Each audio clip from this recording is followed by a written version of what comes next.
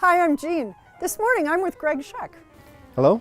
Greg is a project administrator with Metro Mobility, and he's also an urban beekeeper. So we're going to be learning about his work at Metro Mobility and his life as a beekeeper here in St. Paul. Great. Let's get started. Okay, when we first approach the hive, we're going to smoke it. A little smoke at the entrance. And what the smoke does, kind of tricks the bees like there's a forest fire going on.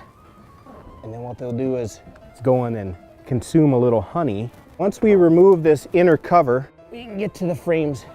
I want to try and get this off without too much vibration or popping. So they don't get excited, right? Got it. There's about 50 to 60,000 bees in here. Wow. So here is a full frame of honey.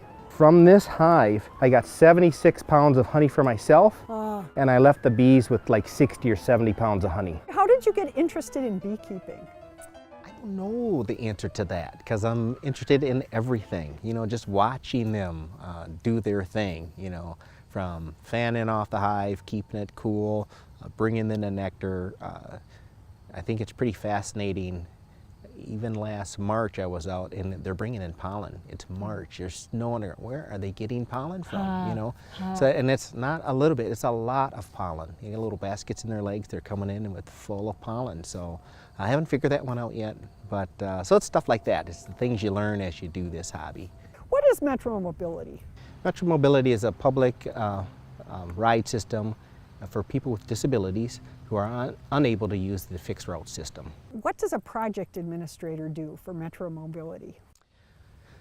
Well, it's kind of varied. So we do a lot. Really, the main job is contract oversight, making sure the contractor is following the contract, which are the rules, the ADA rules and the state STS rules. The other part is the fun part. It's working with clients, resolving their issues.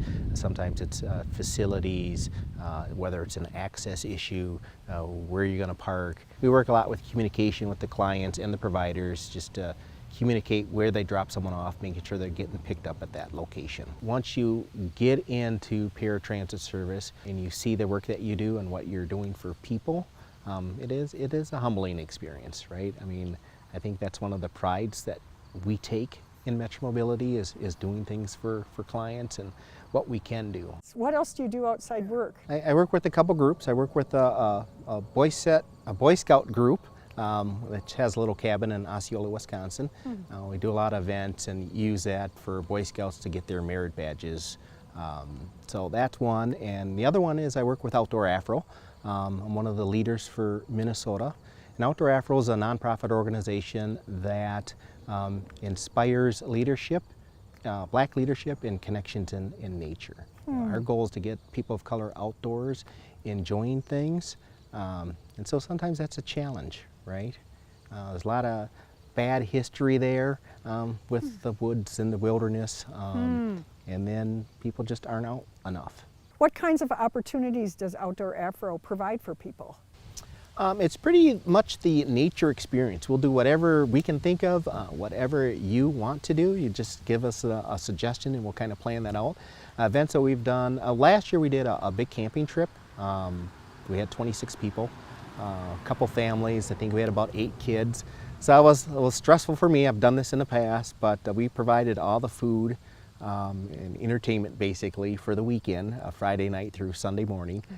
Went off without a hitch. The food was fantastic. They all like my cooking, you know, so, and that's what it is. I like teaching people. I love getting people outdoors. I try to do some extreme stuff for most people. You know, a 6-mile hike, that's not extreme. You know, it's flat terrain, but it's out in the woods. Whitewater rafting, you know, zip lining, stuff like that. So get people out of their comfort zone. And for me, that's the most rewarding when I make a change in someone's life for that. Why is it important to you that African Americans spend time outdoors? It's our space too, right? It's your space. I think it's important when people get a different perspective when they get out there and commune with nature, when they get to see the beauty of the state. I don't think a lot of people go places, right? Besides maybe your little city park, Como's well known, but there's a lot of small city parks that are fabulous that people don't know about. People haven't been to the state parks.